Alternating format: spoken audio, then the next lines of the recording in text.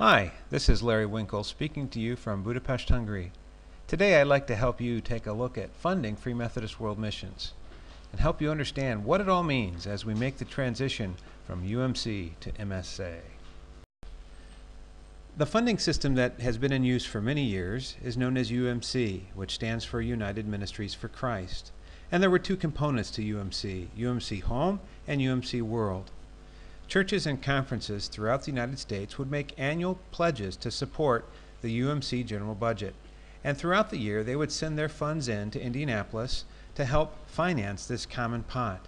From these common funds, then, funds were sent to Europe, to Africa, to Asia, to Latin America to assist with missionary efforts that were taking place on those continents. In addition, a certain percentage of the funds were used to help support the missions office in Indianapolis. For many years, this system worked well, as funds reliably came in to supply the common pot and then were distributed to Free Methodist missionaries ministering around the world. Now, this system works as long as two things remain constant. First, that churches and individuals meet their pledges in supplying the common pot, and secondly, that the number of missionaries receiving funds remains the same. Throughout most of the 70s, 80s, and 90s, this was the case. But since the year 2000, we've experienced an explosion in the number of missionaries being sent out by the Free Methodist Church. With an increased number of missionaries, we needed to see a corresponding increase in the size of the common pot. And while it did increase somewhat, it did not increase nearly enough to meet all of the need.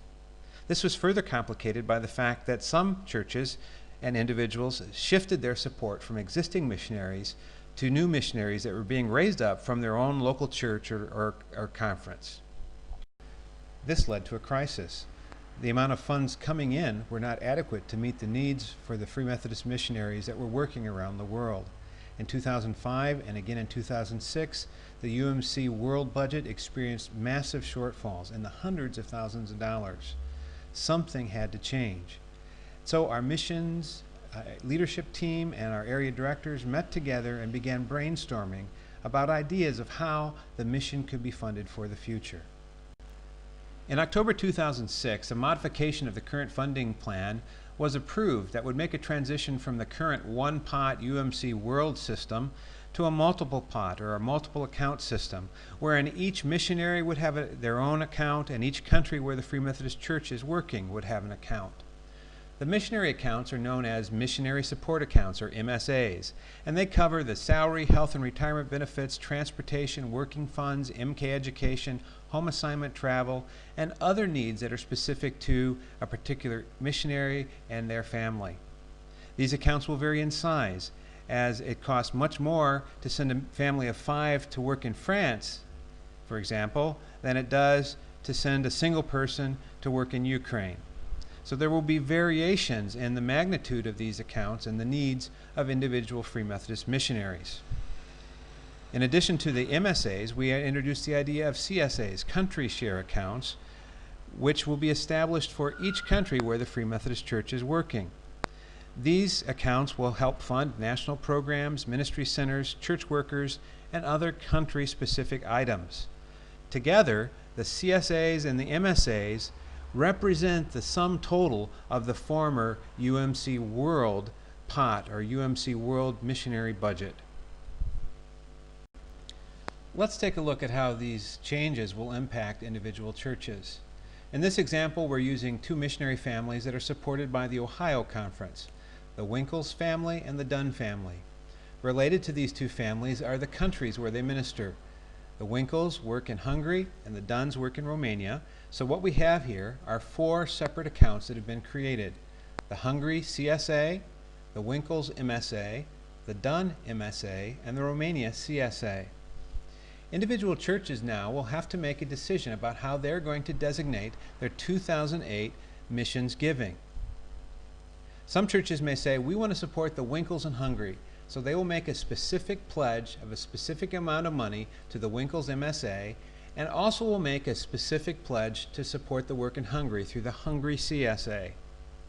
Other churches may say, no, we just want to focus on missionaries, and we just want to focus our giving to the Winkles. And so they'll pledge their amount to support the Winkles family in 2008. Still others churches say, we want to support multiple missionaries, so we're going to divide our pledge among the Winkles and the Duns.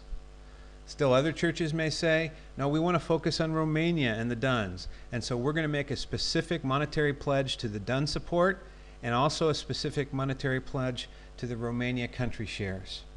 Obviously, there are other combinations and possibilities of support here, and in most conferences have more than 2 missionaries. So each church will have to decide how are they going to divide their support for missionaries and for country shares.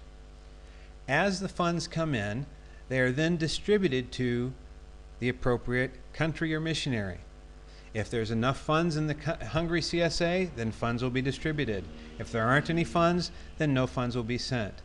Likewise, for the missionaries, as long as there's sufficient funding, their salaries will be met and they will continue their ministries.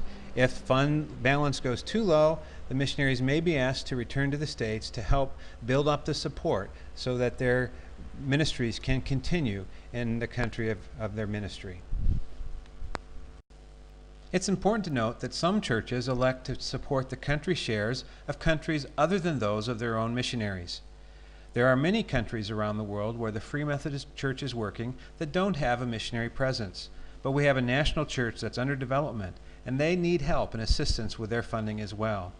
And again, there are some churches that have a particular affinity for a country where a Free Methodist work is taking place, and they want to be partners with the work in that particular country. Even though they may not be able to support the missionary that's working there, they can take part in supporting the country shares.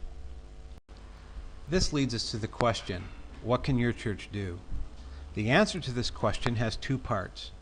First of all, your church can focus on specific missionaries and countries. And secondly, your church can connect with those same ministries that are taking place around the world. Your church can focus its giving. It's important that you pledge to support specific missionaries by name and also be specific about the amount of your annual pledge. This helps us know that each missionary will be fully funded in their MSA for the year 2008.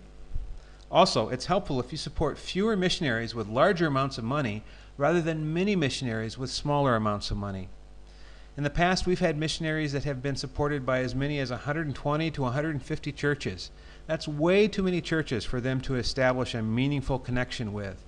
We'd like to see that number reduced to a more manageable size, say 20 or 30 churches. Also, please take part in sponsoring country shares as well, either for the missionaries that you're supporting or for another area in the world where the Free Methodist Church is working and that you have a particular interest in. You can also connect with your missionaries. We're long past the days when it takes 3 months for a letter to travel across the ocean. You can contact your missionaries regularly by email or telephone, and you can also make use of the new technology that's available that can enhance our communications. Why not set up a video conference in your church service and talk to your missionaries across the world? Make use of the missionary blogs that have been set up and the photo sharing services and other new technologies as they emerge. Finally, and most importantly, we ask that you pray for your missionaries and their countries on a weekly basis. We cannot accomplish anything of any value on this earth without the Lord working through it and through the power of prayer. You and your church have been given a great opportunity to partner with Free Methodist missionaries and their work in many countries around the world. Please take some time to prayerfully consider how you might specifically commit to supporting your conference missionaries and to supporting country shares around the world. If you have further questions, please don't hesitate to contact your conference mission coordinator, your conference superintendent, or Dr. Art Brown or Warren Hawkins in the missions office in Indianapolis. Thank you for your time.